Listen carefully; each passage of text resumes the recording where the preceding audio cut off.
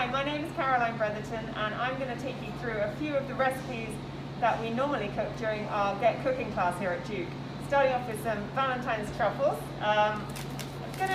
It's basically melting chocolate with melting chocolate with melting chocolate. So not only is it easy, but what's not to love. I've got here about 115 grams of good quality chocolate. When I say good quality, I mean about 70% plus cocoa solid. The higher the cocoa solid, the better it is. So you can probably hear them clearing the dining hall downstairs. If you go for too low, it might taste a little sweeter, but it's got much more sugar and fat in it. So go for 70% or above. And as you can see, I'm chopping it fairly small here. The smaller you chop it, the quicker it's going to melt in the cream, and it just makes the whole recipe, go a lot faster basically.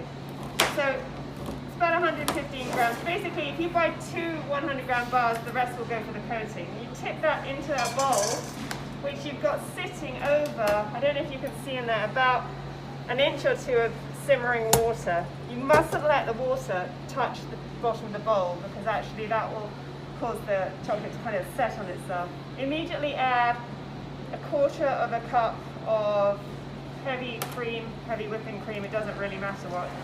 And just start to stir it around like this. You can see, because the bowl was already hot, can you see in there, that it's already starting to melt.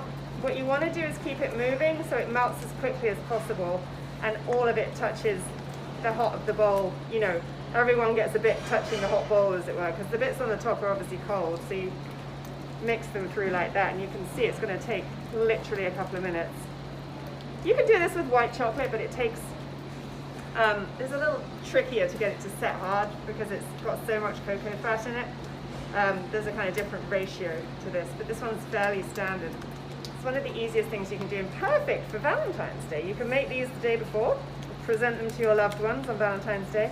You can see there it's starting to look glossy. Still got a few lumps in there. We only want it just melted because I have to then immediately cool it so I can handle it and turn it into little balls for later. Okay, so I'm going to take it off now. It's just under melted, but it's going to continue to cook a little bit with the heat of the bowl. Okay, so take that off there. And then here, I've got a couple of different flavorings. You can put any flavor you like. You can leave it plain, you can put vanilla in, but I've got raspberry essence and rose water, which is kind of fancy, but very strong. So, for the rose water, you really want like a couple of drops. I'm not joking. Like, I wouldn't even put it in a teaspoon. I would hold it like that very, very carefully and just watch it drip. Because you don't want it tasting like old lady soap. There you go. 4 drops. Okay, so, and then I'm going to put a little bit of the raspberry as well. It's because I'm going to finish these with some freeze-dried raspberries afterwards, so I want the kind of raspberry theme to go through. And then just mix that in. You could use cinnamon, I guess. You could use, if you didn't have anything and you couldn't be bothered to go and buy something special, you could even just use some really nice sea salt or some salt to make it kind of, give it a bit of a spark. Then grab it all up like that. Sorry, I'm going to have to do it this way, which is not great for the camera, but I can't work out how to get it in. There we go. Okay. And once it's all come out of the bowl, what you want to do is spread it around, because if you spread it around, you get a better surface area, and the chocolate is less deep, so it's going to cool quicker. Then that goes straight into your fridge until it's cool enough to handle. And once you can handle it, you need to scoop teaspoons out of it and roll it in your hands. It's going to get messy, so you may need some gloves, or you just wash your hands. And scoop some little balls up out of it like that, and then put them back in the freezer until they're set solid. Now once they're set solid, they are going to look like these, because you guys don't want to wait around for me to cook them, set them for ages. And the next step we've got is we're going back to the chocolate. Flip that over. I have the remaining 85 grams of this, so if you have two 100-gram bars, it's just all the rest of the chocolate. This doesn't matter so much because you're just melting more chocolate to make a covering. Again, I'm just cutting it thin so it melts quicker. But this is just pure chocolate at this point. There's no cream going into this. So, pop that in there.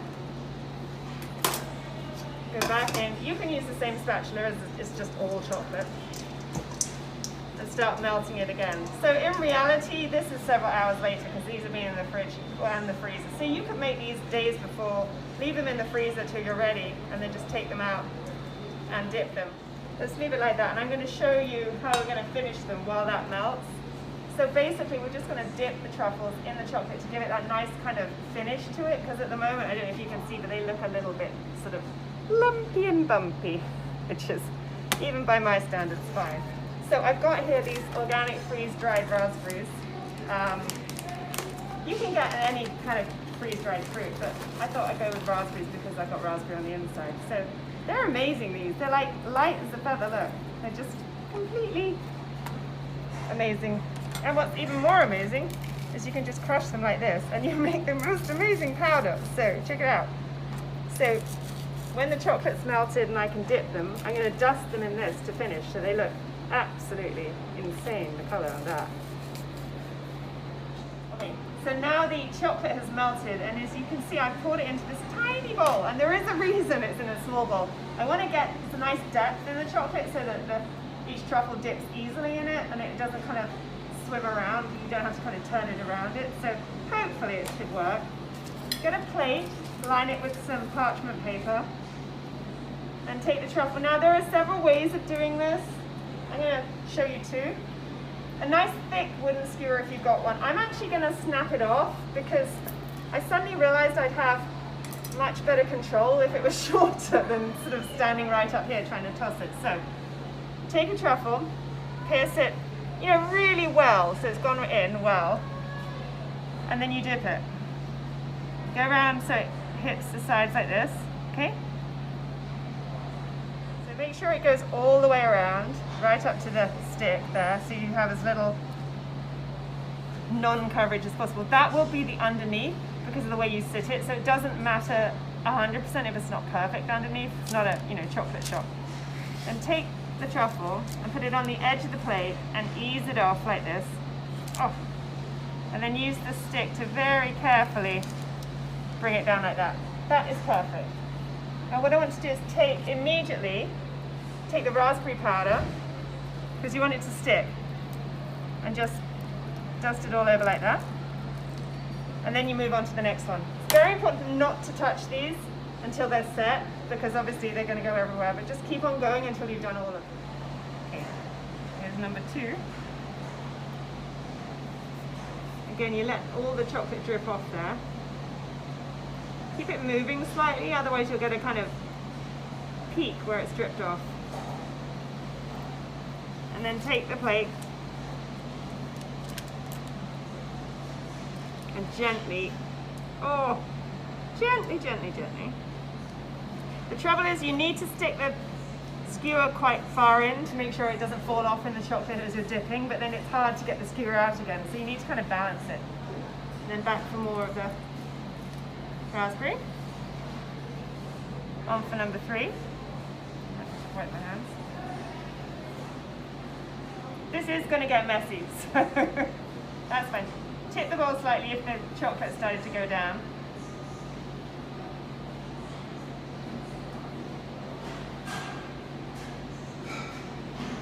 There you go.